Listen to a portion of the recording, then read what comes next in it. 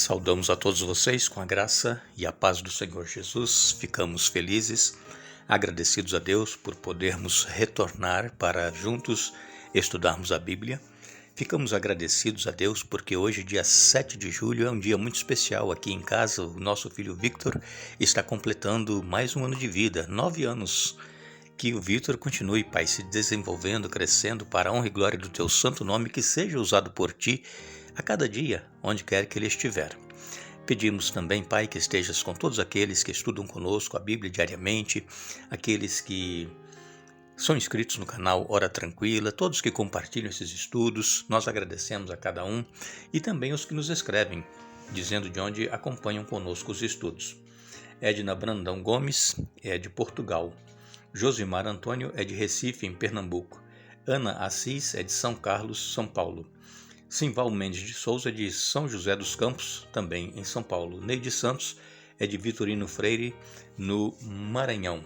E também nós mandamos aqui um alô especial para o Marcos Siqueira, que é de Oswaldo Cruz, em São Paulo. E todos os demais que nos escrevem, nós agradecemos e iremos sempre mandar um alô para vocês. Iremos orar. Querido Deus e Pai que estás nos céus, aqui estamos diante da Tua presença agradecidos por este dia que estás nos concedendo, pelos momentos que temos para estudar a Tua Palavra, que o Teu Espírito Santo esteja presente conosco, abrindo a mente, nos dando entendimento, nos ajudando a tomar decisões ao Teu lado e também decidirmos a colocar em prática estes ensinamentos em nossa vida a cada dia.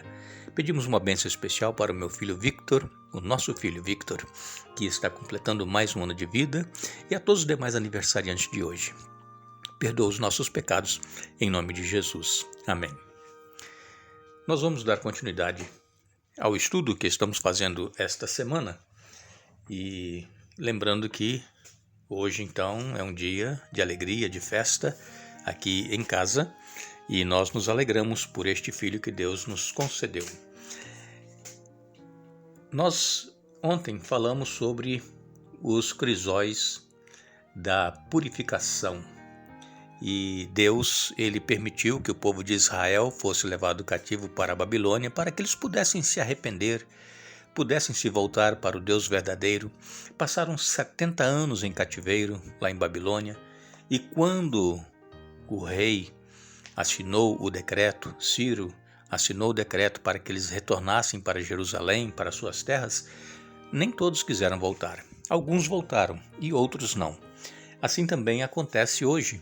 Quando nós, irmãos, saímos da presença de Deus, quando nós vamos viver a nossa vida de acordo com os costumes que o mundo vive, as pessoas que não têm Cristo vivem, e nós, então, ali entre eles, nos acomodamos, nos acostumamos com as práticas deles, e às vezes então nós temos a oportunidade também de nos voltar para Deus e nós deixamos passar essa oportunidade. Mas hoje é o dia de nós tomarmos a decisão. Nós nunca deveremos postergar a decisão, porque nós não sabemos o dia de amanhã, nós não sabemos o que será de nós. Então, sempre que ouvirmos o Espírito Santo falando ao nosso coração, nós temos que tomar a decisão e de nos rendermos a Jesus, confessarmos os pecados, e Ele nos perdoa, não importa qual seja o pecado que tenhamos cometido, Ele está pronto a nos perdoar. Hoje nós vamos comentar um pouquinho sobre o apóstolo Paulo. O apóstolo Paulo, todos nós conhecemos, antes dele se converter, ele era um homem da alta sociedade, ele fazia parte do Sinédrio. Paulo era um homem muito culto, ele era um homem plenamente realizado, e Paulo ele perseguia os cristãos antes de se converter. O nome dele era Saulo, é um nome judeu, Saulo, e então, a partir do momento em que ele se encontra com Jesus, ele se rende completamente, ele perde a sua visão momentaneamente, e então ele ouve uma voz do céu dizendo, Saulo, Saulo, por que me persegues? E então Saulo diz, Senhor, quem és tu? E então a voz diz, eu sou Jesus a quem tu persegues. Ali foi o encontro real entre Saulo e Jesus. Saulo, ele foi chamado por Deus para ser apóstolo. Ele não participou daqueles 12 que andaram com Jesus. Saulo, inclusive, nem conheceu Jesus pessoalmente. Saulo vivia em uma outra região e ele, só depois que Jesus foi morto, ressuscitou e voltou para os céus, foi que Saulo veio para Jerusalém. E ele então sempre ouvia falar de Jesus e muitos judeus aceitavam o cristianismo e ele então começou a perseguir os cristãos. Muitas pessoas dizem que o fato de Saulo ter ficado cego por 3 dias, até quando Ananias foi lá e impôs a mão sobre Saulo e orou, e caiu como que escamas dos olhos de Saulo, ele voltou a enxergar. Então muitas pessoas dizem que Saulo ele tenha ficado parcialmente cego depois disso, e isso as pessoas dizem que tenha sido o espinho na carne que Paulo tinha. Mas vamos ler aqui 2 Coríntios capítulo 12, verso 7. E para que me não exaltasse pelas excelências das revelações, foi-me dado um espinho na carne, a saber, um mensageiro de Satanás para me esbofetear, a fim de não me exaltar. Aqui, Paulo, ele já diz claramente, para que me não exaltasse. Paulo, como eu disse agora há pouco, ele era um homem muito culto. E então, para que ele não se orgulhasse, para que ele não se achasse superior aos demais apóstolos, que eram homens simples, eram galileus, a maioria deles, não tinha estudo, mas eram usados pelo Espírito Santo. E Paulo, nós vemos pelas cartas que ele escreveu, Paulo escreveu quase que todo o Novo Testamento. Foi escrito por Paulo, quase todo. E nós vemos a maneira de Paulo escrever é uma maneira sábia, inteligente, palavras rebuscadas. E já os outros escrevem de forma simples. Os outros apóstolos que escreveram também cartas, Mateus, Marcos, João, Pedro. Então, esse espinho na carne era Paulo, ele se colocar no devido lugar para que não se exaltasse, não se achasse superior aos outros. Nós vamos ler ainda com vocês 2 Coríntios capítulo 12, versos 7 a 10. 2 Coríntios capítulo 12, versos 7 a 10 diz assim: Portanto, para evitar que eu me tornasse arrogante, foi-me dado um espinho na carne, um mensageiro de Satanás para me atormentar e impedir qualquer arrogância. Em 3 ocasiões supliquei ao Senhor que o removesse, mas ele disse, minha graça é tudo o que você precisa. Meu poder opera melhor na fraqueza, portanto agora fico feliz de me orgulhar de minhas fraquezas para que o poder de Deus opere por meu intermédio. Por isso aceito com prazer fraquezas, insultos, privações, perseguições e aflições que sofro por Cristo, pois quando sou fraco, então é que sou forte. Vejam, Paulo, ele teve que aceitar ser uma pessoa humilde, uma pessoa simples, para poder ser usada por Cristo para pregar o Evangelho.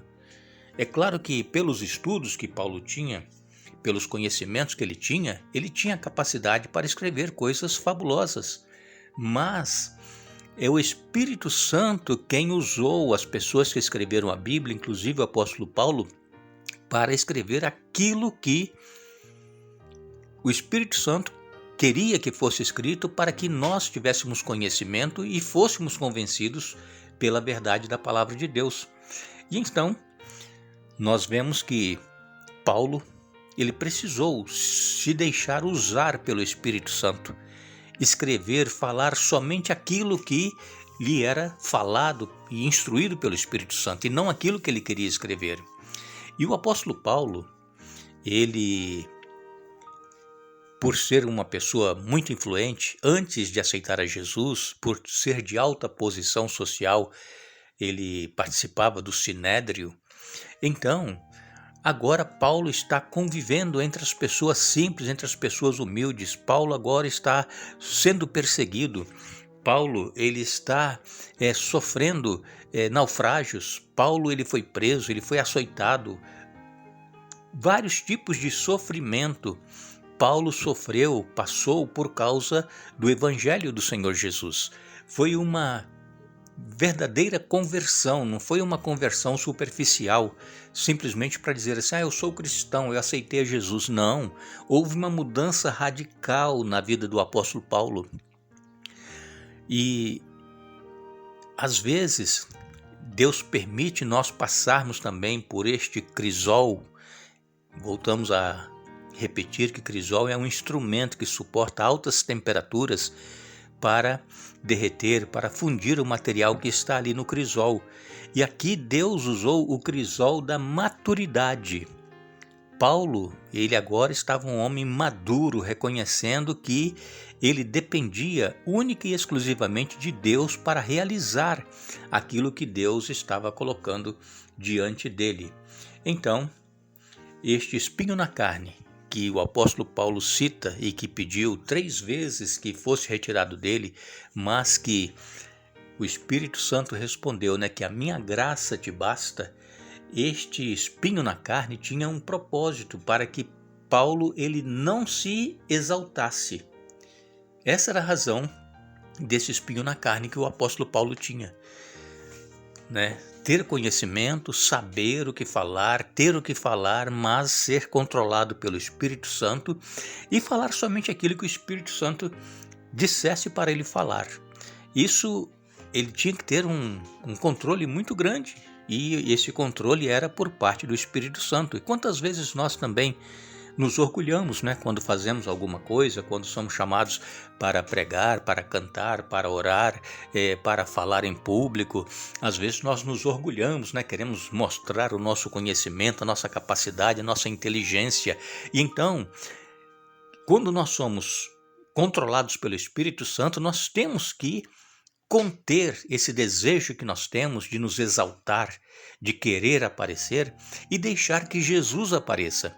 Este é o objetivo de Jesus na vida de cada pessoa, deixar que Jesus apareça e não nós. Por quê? Porque nós somos seres humanos falhos, nós somos pecadores, nós hoje estamos bem, amanhã podemos estar lá embaixo, no fundo do poço, espiritualmente falando. Então, precisamos estar com a nossa vida escondida em Cristo. Cristo ele precisa estar à frente, aparecendo, não nós. E tudo que fizermos, que nós não venhamos a trazer honras e glórias para nós, mas que o nome de Jesus seja honrado e glorificado através de tudo aquilo que nós fizermos. Nós queremos, uma vez mais, agradecer a todos que participam conosco cada dia estudando a Bíblia. Os comentários que vocês fazem lá no YouTube, no canal Hora Tranquila, nós agradecemos a todos. Isso nos incentiva, nos motiva a continuarmos juntos estudando a Bíblia cada dia.